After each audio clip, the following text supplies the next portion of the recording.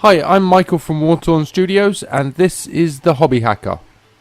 In this episode, I'm going to be giving you a quick walkthrough on how to make 3D dungeon tiles, the kind you sort of print out and interlock and whatever.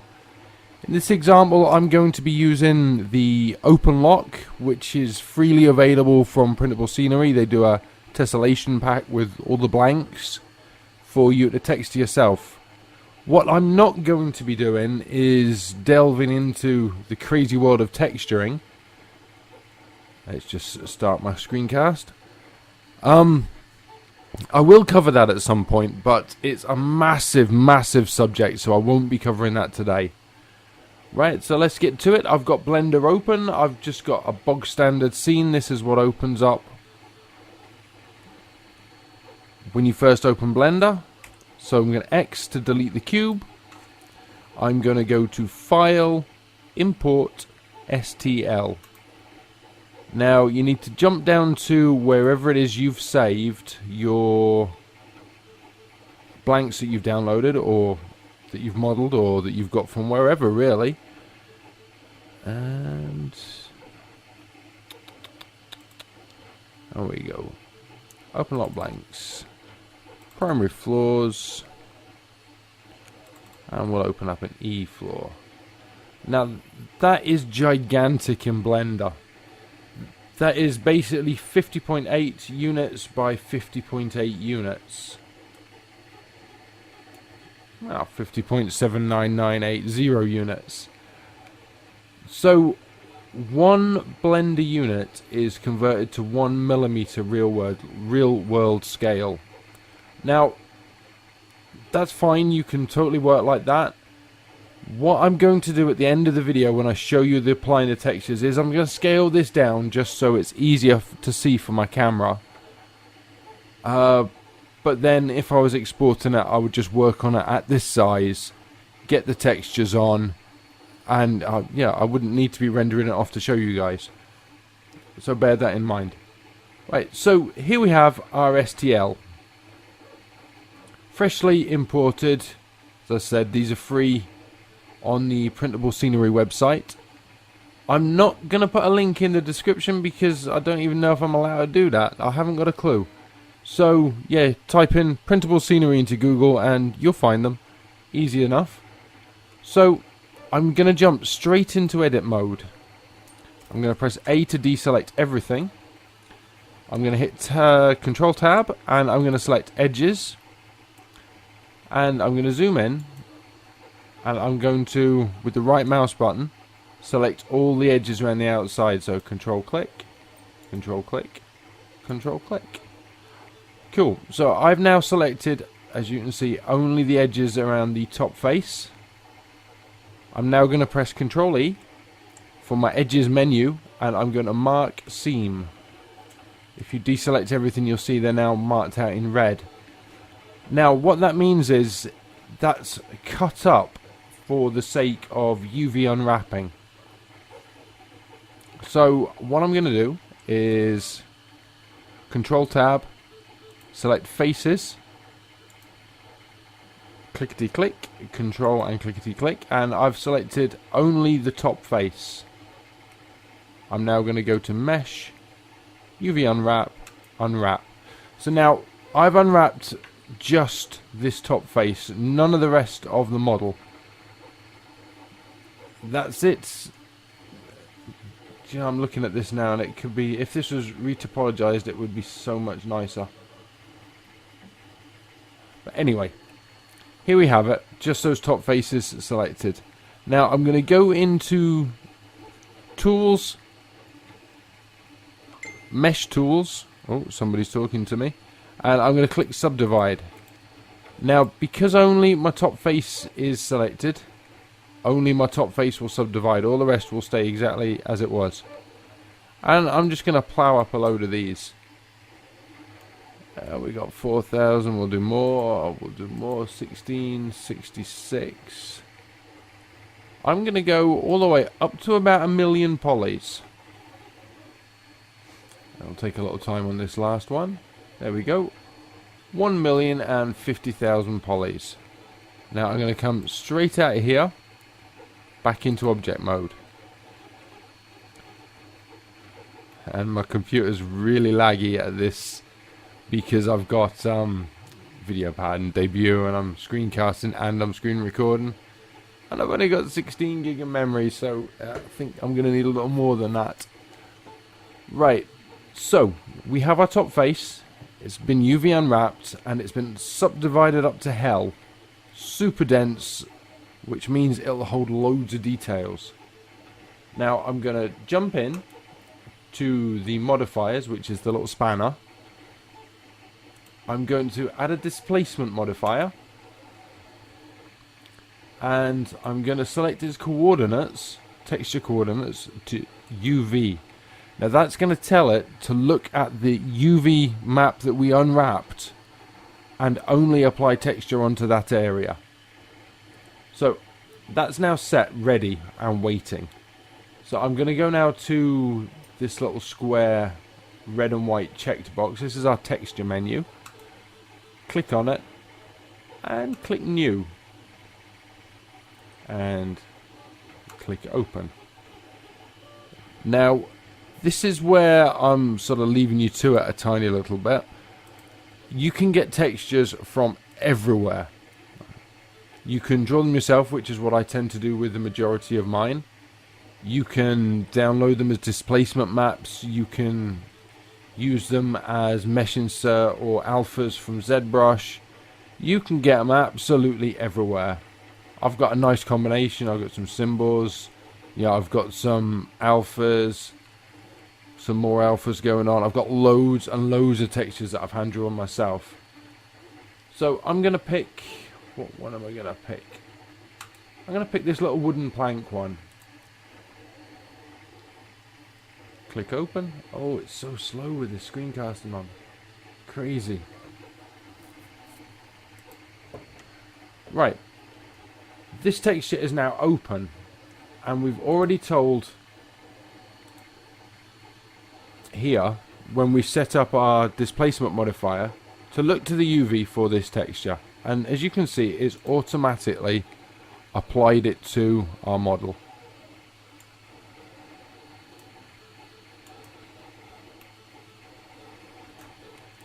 Let's pull it into the middle of the screen.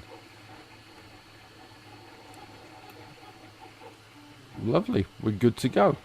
That is basically a print ready model. You could just hit the apply button, export as STL, and there you have a tile ready to print. But I want to go over a few of the options. Primarily is the strength slider. Now, hold shift down. That gives you a fine tuning ability. It doesn't leap and go crazy amounts of adjustment at a time. If you pull strength down to 0, as you can see, there's no texture.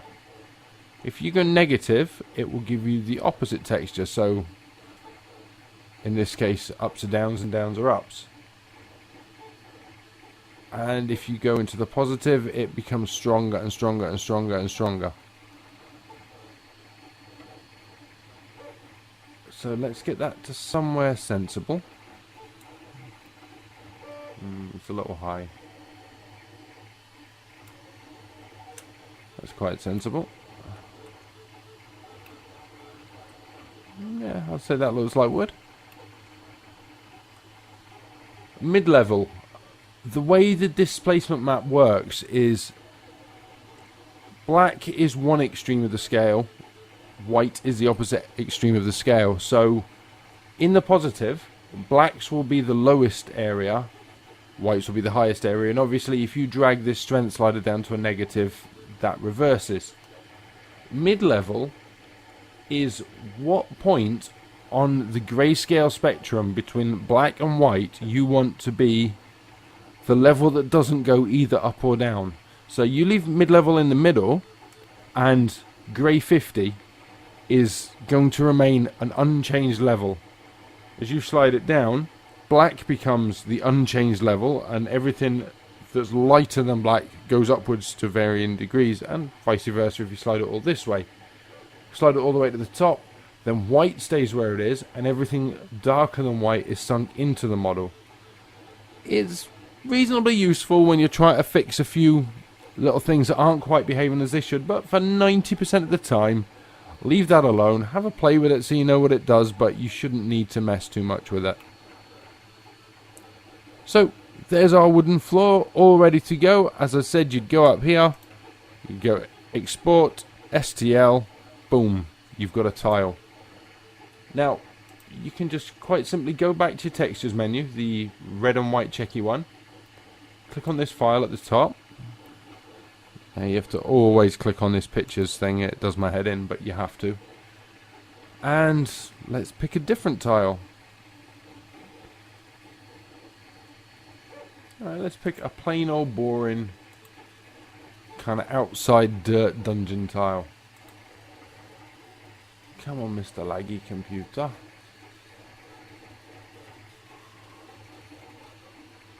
And as you can see, because of the way I've drawn out that texture, it's in the negative now, and I want that to be in the positive. So I'm going to hold shift, and I'm going to drag down until that looks like the tile I'm looking for.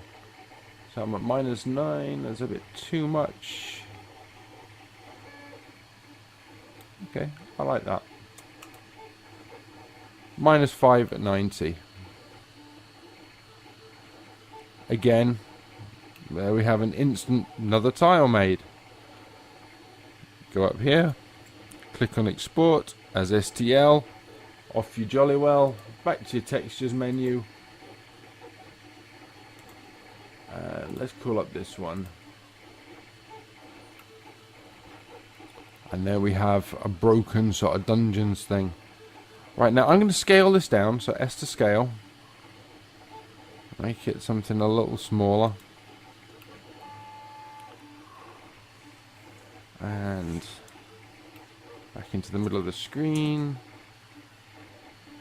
Is that locked to camera?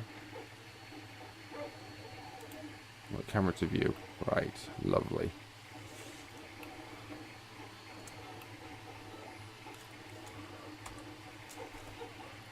This is going to take a little bit of while. I'm just going to render this out ever so quickly.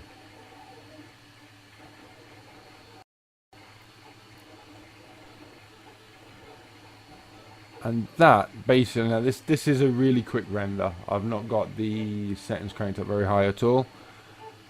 As you can see, that is exactly what you're going to get in the real world. So let's go back to 3D view. Let's change that up a little bit.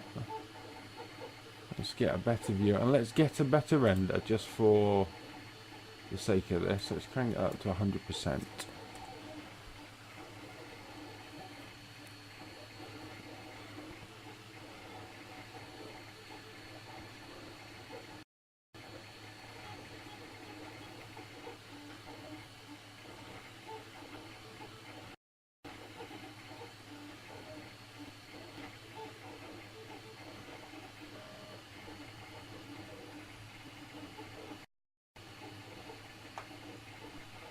And there you have a nice kind of close-up view of the detail that you're getting at 1,000,000 polys for your textured surface. And we got little bits of grit in between the cracks. We got a nice kind of rough feel going on. Yeah, 1,000,000 polys, that's about as good and as detailed as you're going to get out of a good quality resin printer. Something like the Form 2 or the Peopoly, is that Peopoly? The Moai, because it's got such a tiny pinprick laser, it is capable of slightly higher detail than this. But if you went up another level, subdivide again, and you're looking at 4.5 million vertices for the surface. Now, certainly the Form 2 isn't capable of that level of detail, so...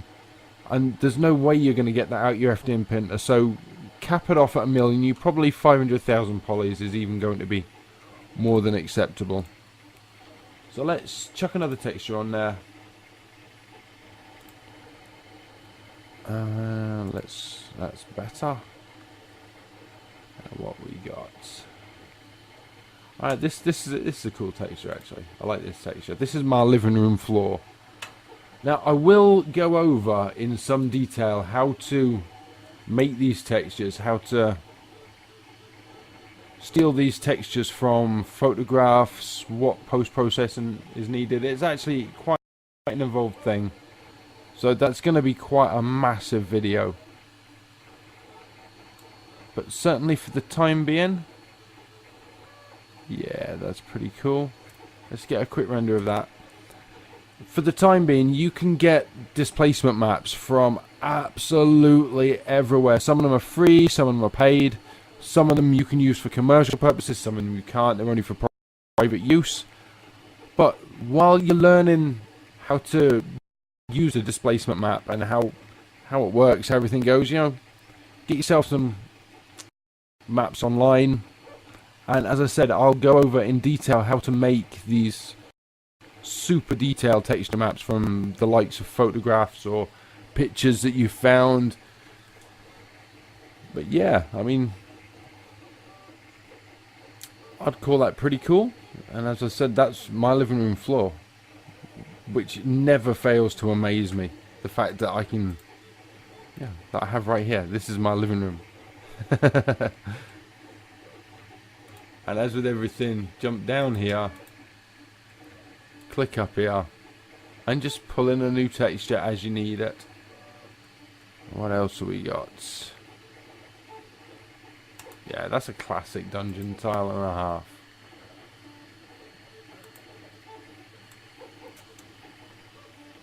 I mean, you'll notice some of them come up in the positive, some of them come up in the negative. That's just down to how I've drawn them. Some of them I've drawn in that aspect and some of them I haven't. Just because I've got no reasoning behind it, there's no logic. It's because I draw a lot of these by hand. It's whatever mood I'm in at the time, really.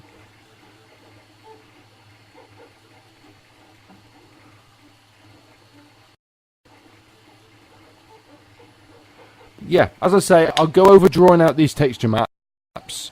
And certainly get you a start on that over the next, maybe the next month or so. But for now, this is the simple how to make dungeon tiles. Alright, thanks for watching, guys. I hope this has been of use. And yeah, happy blending, guys. Alright.